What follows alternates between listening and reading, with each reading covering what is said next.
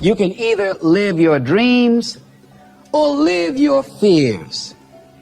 And I think the majority of people actually are not living their dreams, but are living their fears. So I want to ask you a question. What are your fears? What are you afraid of? What are you scared of? Because we all have fears, don't we? We all have something that's blocking us, that's holding us back. And as we begin to look at life, what we realize is that the reason that most people are not living out their true potential, are not doing all of the things that they would really like to do, is because of fear. Some people call fear false evidence or expectations appearing real. I'm reminded of the story of a guy that was living in an area where he had some new neighbors, and these neighbors had a bulldog. And when he came home every day, this bulldog used to chase him about a half a block from his house. Every day, he would have to streak home. I mean, he would just run. This bulldog would be right on his heels. And so he just got tired of that, because he would go home about a half a block away from home. He would look around for this bulldog, and he wouldn't see him. And he would go walking casually along, and this bulldog come out of nowhere, woo, and start chasing him, and he'd run home. So this one day, he just got tired. And so when the bulldog was running after him, he started running. He saw a rock, and he stopped to pick it up to throw at the bulldog. And when the bulldog got up on him, he started barking. He realized the bulldog didn't have any teeth in his mouth. Then he started chasing the bulldog. If you don't get on away from it, because the most the bulldog could have done is gum, you know. And so, you know what? Most people go through life running scared. Running scared from things that have no teeth in them, because they're false expectations appearing real. And see, we're brilliant enough to scare ourselves to death. You realize that? There are some people actually who get a kick out of scaring themselves to death. I remember the last frightening movie I saw. It was The Exorcist. I will never forget it. I was so frightened when I came home. I'll never forget. I drove in the driveway, and I had already called my former wife and said, listen, turn the lights on. I was coming in the driveway, and I was getting out of the car, and all of a sudden I couldn't get out. I started blowing my horn. I said, Madeline, they got me, they got me. She came to the kitchen and said, take your seatbelt loose, fool. I said, oh, okay. I was frightened out of my wits. But there are a lot of people who they get off on that. They love it. I'm a person, my brother is a paratrooper. My twin brother, he's in the military, career man. I would love to jump out of an airplane with a parachute. I'm scared, though. I mean, I really admire my brother for that. I would really love to be macho man like that. What are the things that you fear that's been keeping you from living your dream? That's been keeping you from doing some things that you would like to do? Just think about those things.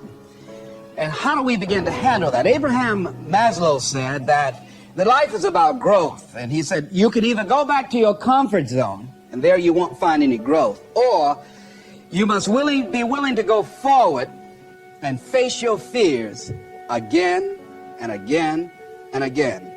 Because you're never going to have a fear-free existence. I mean, some fear is acceptable and legitimate. There are some things that you really should be afraid of. Now, you shouldn't allow it to immobilize you. You acknowledge it, you take it into account, and you carry yourself accordingly. There are times that we should proceed with caution. But it's the difference between being stopped by fear. It's the difference between having a fear and the fear having you. So what do? One, acknowledge it. And knowing that it's okay. Don't condemn yourself for being afraid. It's perfectly fine to have some fears. You acknowledge your fears, you embrace those fears, and then you move on. You act on whatever it is that you fear. Because once you embrace it, see, what you resist will persist. What you resist will persist. So one of the most important things is to begin to embrace your fear. The fear of bodily harm, that's legitimate.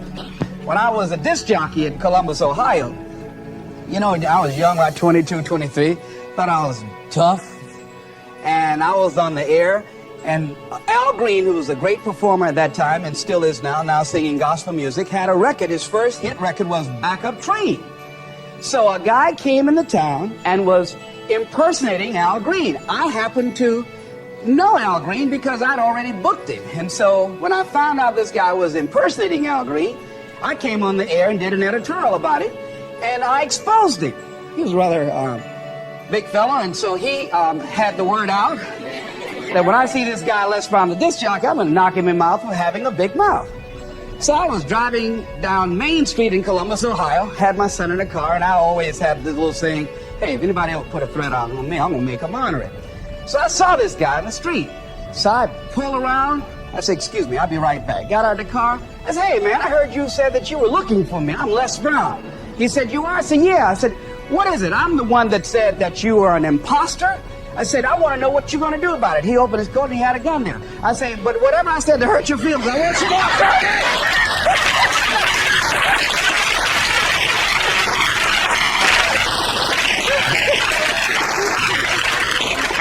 acknowledge your fears, carry yourself accordingly, and do what makes sense for you. Well, one major fear I've always had is a fear of dentists. And this fear had me. I didn't have that fear. And what really reinforced it, you got to watch things that can feed your fear. I saw a movie that most people would not remember. This movie was starring Dustin Hoffman. It's called The Marathon Man, with Laurence Olivier, when he's trying to get a confession out of him. And he took this drill out. Let me tell you something. When he went in Dustin Hoffman's mouth with that drill, I had $1 worth of popcorn. That popcorn went everywhere. Do you know I could not go to the dentist for 5 years? I had left broadcasting, went to the Ohio legislature, had an impacted wisdom tooth. Now that hurts. And I would call, and as soon as the people would answer the phone, I would hang up. That's how frightened I was. Dr. Hamler's office, boom, I'd hang up. Then I got to the point where I could just ask for an appointment. Hello? And I wouldn't give my real name. Because I knew I wasn't going to keep it. I'd give anybody's name. Joe Jiggly Jim, it didn't matter. But pretty soon I got to the point where I could give my name. It was about 4 years after that, you know? Said, my name is Les Brown. Then I would call back and say, look here, due to my legislative agenda, I won't be able to make it. So the lady finally said on the phone, said, you're scared, aren't you? I said, no, I'm not. She said, then why don't you come in? I said, that's none of your business.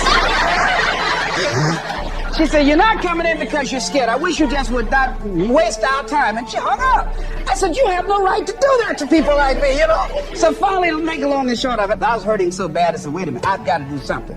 And I said, what am I afraid of? Go there and handle it. I said, Dr. Hamler, I just can't hear this drill. I mean, if you can do whatever, I don't need to hear this drill, that sound, you know, that's what gets me, that drill. Don't pull that drill out on me.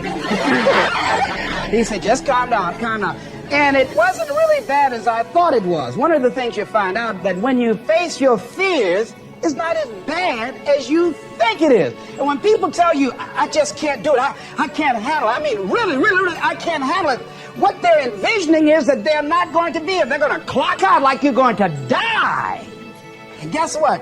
We all had occasions when we confronted our fears, we had to do something we felt uncomfortable with, we didn't want to do it, and we did not die.